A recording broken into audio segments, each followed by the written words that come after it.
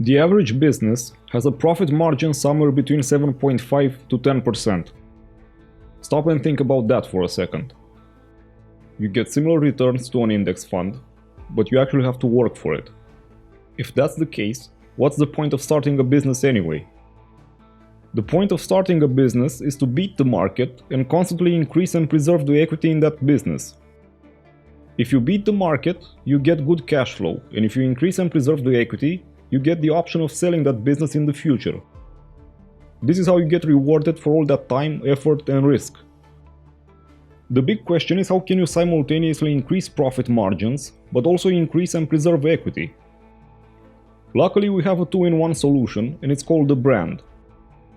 First, I'll explain the pragmatic reasons for why brands exist, and hopefully convince you of their importance. Once we've got that covered, I'll show you the most important things that you need to pay attention to when developing your own brand. When done properly, good branding has a significant impact on your business. My approach to quickly convince people that branding is a big deal involves asking them the following question. If the Nike Corporation decided to cease all operations and shut down, and the only thing left was their brand, at what price would that brand be valued at if they wanted to sell it? This is usually where a light bulb goes off in people's heads. Intuitively, most people understand that even if the company shuts down, this doesn't mean that the brand is worthless. When I mentioned that someone could just buy the brand, slap it on all kinds of merchandise, and then generate billions in sales, that's when everything clicks. It's that realization that most of Nike's value is actually in the brand and not in their factories, their inventory, or their employees.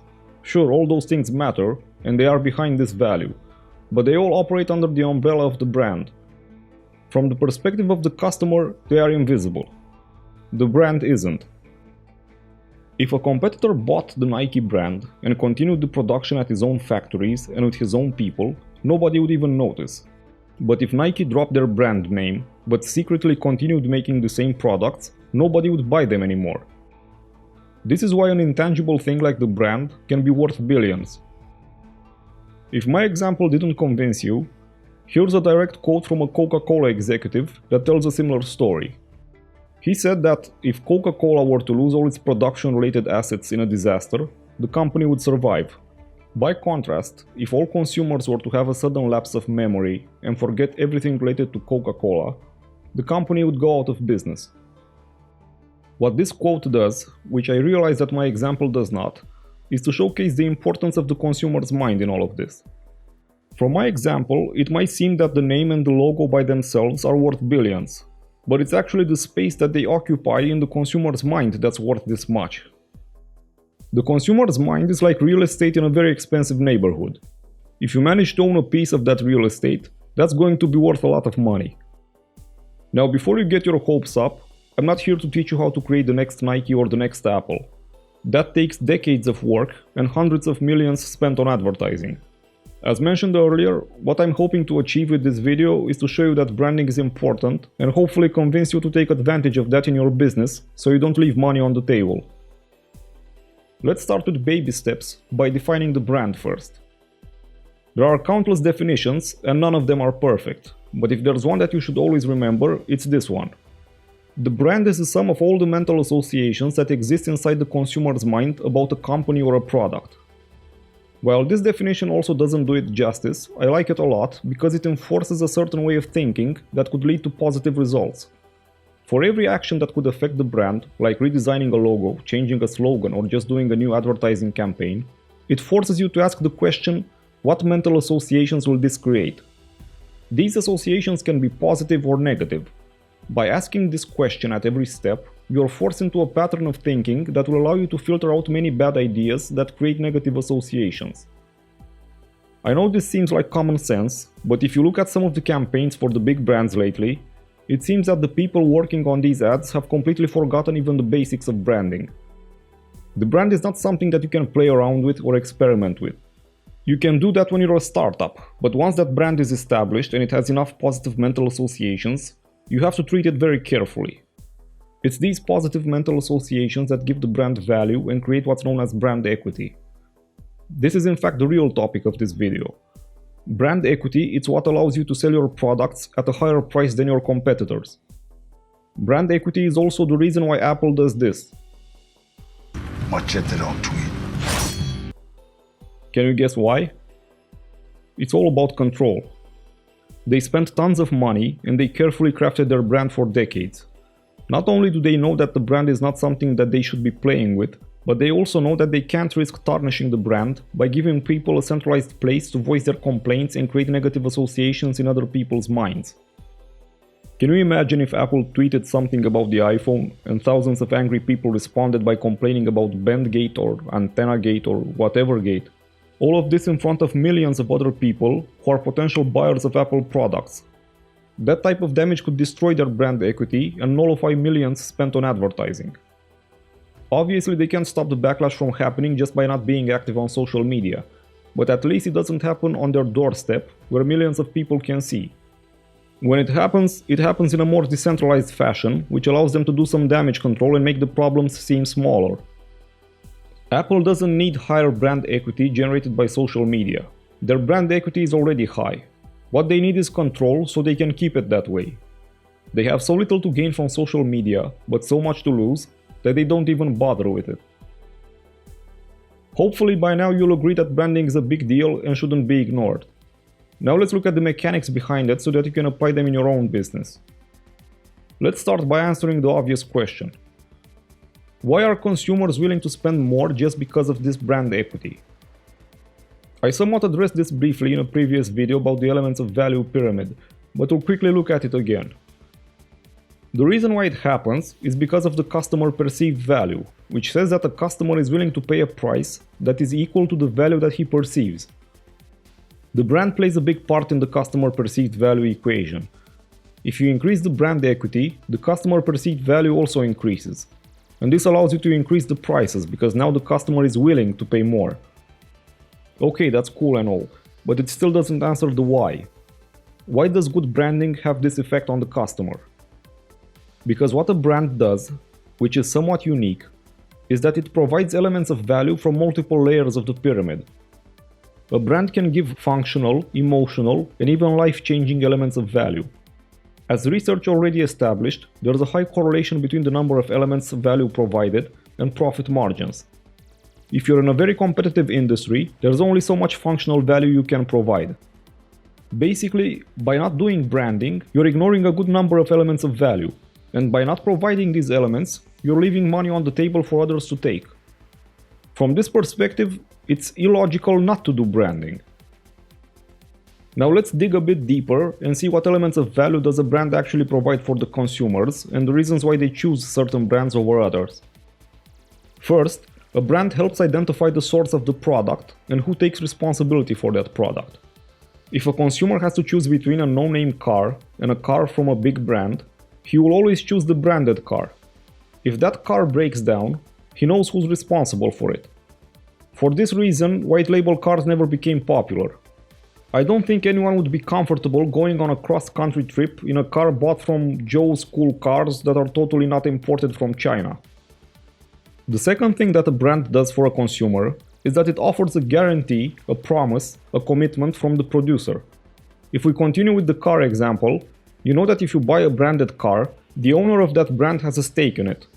If the car is bad and it breaks easily, the price of the shares will drop. There will be class action lawsuits, sales will drop, and so on. His brand is his reputation, and every time he sells a product, he puts that reputation on the line. The third thing that a brand does is that it reduces cognitive effort. People really hate cognitive effort. At some point in the future I'll make a video about this, but until then you have to take my word for it, and believe me when I tell you that people don't like cognitive effort at all. In this case it's about search effort. If there are 5 similar products on a shelf, and one of them is made by a known brand, the consumer will most likely choose that one even if it's a bit more expensive, because he doesn't want to spend 10 minutes in the store to analyze and compare all of them. The fourth reason has to do with emotional value. This can be a very powerful motivator. Many people buy certain brands simply because, from their perspective, they provide them with huge emotional value. They identify with those brands and get enchanted by them. You only need to look at the luxury goods industry to understand this. Functionally, that industry doesn't make sense, but emotionally it makes a lot of sense. The fifth thing that a brand does for a consumer is that it reduces his risk. I'm not talking about risk only in the sense that I'd rather buy this Volvo because it's safer than other cars. There are many types of risks, like functional. This software doesn't do what I need it to do and now I can't get any work done. Financial. This phone breaks easily and I lost money because I bought it. Social. All my friends are using brand X but I bought brand Y and now they make fun of me. Physical. This bike helmet doesn't protect me as it should and I can get injured by using it. High brand equity reassures the consumers that they won't be exposed to risk. Now I don't want you to misunderstand this part.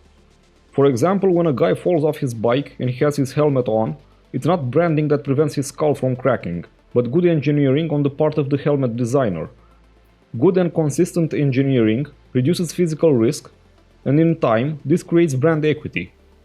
Brand equity then reduces risk for the consumer because it helps them choose a higher quality product.